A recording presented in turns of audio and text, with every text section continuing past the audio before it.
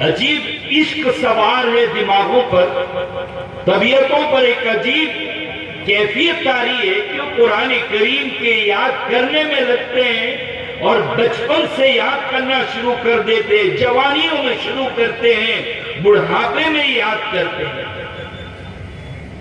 اور قرآن کریم ایک ایسی عجیب کتاب ہے کہ بچپن میں پڑھو تو یاد ہو جائے، جوانی میں پڑھو تو یاد ہو جائے، بڑھاپے میں پڑھو۔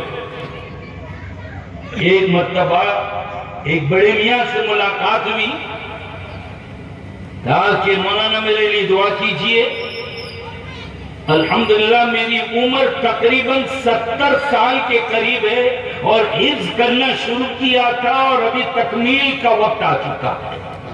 70 سال کا بڑھا، عام طور پر لوگ کہتے ہیں کہ عقل اور دماغ سٹیا جاتا ہے، لیکن 70 سال کی عمر میں بھی جب کوئی قرآن کریم پڑھتا ہے تو پھر وہ قرآن کریم اس کو یاد ہو جاتا ہے۔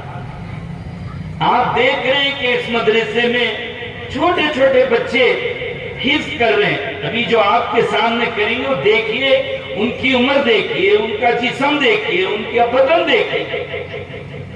اللہ تعالیٰ نے تو یہ فرمایا کہ اگر ہم اس کو پتھر کی چٹانوں کے اوپر نازل کر دیتے، پہاڑوں کی چٹانوں پر نازل کرتے قرآن کریم کو، تو گویا پتھر مارے عظمت اور خشیت کے اس کے پرخچے اڑ جاتے۔ لیکن کیسے معصوم چھوٹے چھوٹے ہمیں پتا چلا کہ اللہ کی مدد، اللہ کی تائید، اللہ کی نصرت اگر کسی کے شامل حال ہے، سب سے پہلے اللہ کی نصرت کے کوئی مستحق ہے تو یہ حفاظ۔ اللہ تعالیٰ نے یہ فرمایا قرآن کریم میں، الرحمن علم القرآن، عجیب انداز۔ رحمان کون ہے؟ رحمان کا پریچے ہی ہو رہا ہے، رحمان کا تعارف ہو رہا ہے۔ تو کہا رحمان وہ ہے جس نے قرآن کی تعلیم دی۔ یوں بھی تو کہہ سکتے تھے کہ رحمان وہ ہے جو کھانا کھلاتا، رحمان وہ ہے جو پیدا کرتا، رحمان وہ ہے جو کپڑے پہناتا۔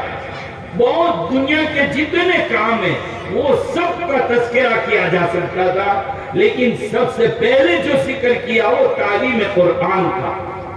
پتا چلا کہ رحمان کی رحمت کے حقدار اور مستحق سب سے اول نمبر پر وہ لوگ ہیں جو قرآن کریم کی تعلیم میں سیکھنے سکھانے میں مشغول۔ ان سے زیادہ خوش نصیب اور سعادت مند کوئی نہیں ہو سکتا جو قرآن کریم کی تعلیم میں لگے ہوئے، اس کے سیکھنے سکھانے میں جو لگے ہوئے، یہ دنیا کے بڑے سعادت مند لوگ، بڑی خوش نصیب لوگ، اللہ کی رحمت کے سیدھے حقدار اور مستحق ہے۔ الرحمن علم القرآن، کتنے خوش نصیب۔ اور یہ قرآن کریم کی تعلیم کا ایک عجیب دماغ پر اثر ہے، ہر عمر اور ہر طبقے کا انسان یاد کرتا ہے۔ اور عجیب ہے کتنے لوگوں نے اسے 2 سال میں یاد کرتا ہے، کوئی 3 سال میں، کوئی 4 سال میں، ایسے بھی ہیں جنہوں نے 6 مہینے میں یاد کیا۔ آج کے دور میں بھی ایسے لوگ ہیں جو ایک مہینے کے اندر قرآن کریم کو حفظ کرتے ہیں۔ عجیب ہے، قرآن کریم کی ایک تاریخ ہے۔ علامہ شامی رحمۃ اللہ علیہ نے ایک واقعہ لکھا ہے کہ ایک جوان کو قرآن کریم کے حفظ کا شوق ہو، قرآن کریم کو حفظ کرنے کا شوق ہوا، گھر والے مخالف کہ نہیں حفظ نہیں کریں گے آپ، مار پٹائی کٹائی شروع کر دی، خوب پٹائی ہو رہی، یہاں تک کہ چچا نے کہا کہ اس کو بند کر دو ایک گھر میں، کھانا پینا کچھ نہ دیا جائے، جب یہ توبہ کر لے گا کہ مجھے حفظ نہیں کرنا ہے تب ہم اس کا دروازہ کھولیں گے، تب کھانا دیں گے۔ 2.5 دن کے بعد اس جوان نے دروازہ کھٹکھٹایا کہ بھئی کھول دیجئے دروازہ۔ چچا کہنے لگا 2.5 دن کے اندر دماغ ٹھکانے آ گیا، 2.5 دن میں دماغ ٹھکانے آ گیا، لگی ہے بھوک، توبہ کر لی؟ کہا کہ نہیں، الحمدللہ 2.5 دن میں حفظ مکمل کر لیا۔ 2.5 دن میں قرآن کریم کو حفظ کر لیا۔ سب سے کم مدت جس میں قرآن کریم کو حفظ کیا جائے وہ 2.5 دن کی مدت تھی۔ ایک تاریخ ہے اس مذہب کی، اسلام کی ایک تاریخ ہے کہ جب یاد کرنے بیٹھتے ہیں تو کیسے دبلے پتلے کمزور چھوٹے چھوٹے بچے تیز ہوا چلے تو اڑ جائے، ان کے تو پرخچے اڑ جانے چاہیے تھے، ان کی کھوپڑیاں اڑ جانی چاہیے تھی، لیکن اللہ کی نصرت، اللہ کی تائید اور اللہ کی مدد کیسی ان کے ساتھ۔ قرآن کریم بار بار نبی کریم صلی اللہ تعالی علیہ وسلم کو بھی قرآن کریم کی تلاوت کی ترغیب دلاتا۔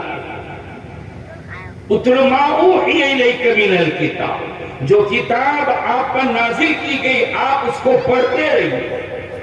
ہر حالات میں رہنمائی کرنے والی اگر کوئی کتاب ہے تو وہ قرآن کریم ہے۔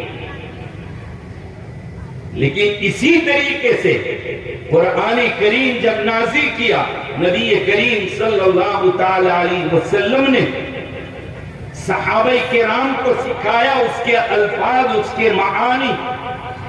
پھر جب صحابہ نے پوچھ لیا نبی کریم صلی اللہ تعالی علیہ وسلم سے، سوال جب کیا گیا ہدایت کا راستہ کون سا ہے، تو آپ نے فرمایا ما انا علیہ و اصحابی، جس پر میں ہوں اور میرے صحابہ۔ ایک طرف کتاب اللہ، ایک طرف اصحابی کے ذریعے سے رجال اللہ کا پتہ دیا۔ اس دن سے لے کر کے آج تک کچھ اللہ والے لوگ اس زمین پر ایسے موجود ہیں کہ جنہوں نے قرآن کریم کو سمجھا، قرآن کریم کو کھولا، قرآن کریم کو اپنے دل و دماغ میں ایسا اتارا، ایسی جگہ دی کہ قرآن کریم ان کی طبیعت ثانیہ بن گئی، قرآن کریم ان کی زندگی کا حصہ بن گیا۔ جب ان کی زبانوں سے کوئی بات نکلتی ہے، قرآن والوں سے، ان اہل اللہ سے جب کوئی بات نکلتی ہے، سامنے والوں کے دلوں کو ہلا کر رکھ دیتی ہے۔ اللہ والے جو لوگ ہوتے ہیں رجال اللہ، ویسے بھی ہم اہل اللہ و خاصتو، یہی قرآن کریم سے لگے رہنے والے، قرآن کریم کو اپنی زندگی کا وظیفہ بنانے والے، انہی کو تو کہا گیا کہ یہ اللہ کا اہل و عیال، یہ اللہ کے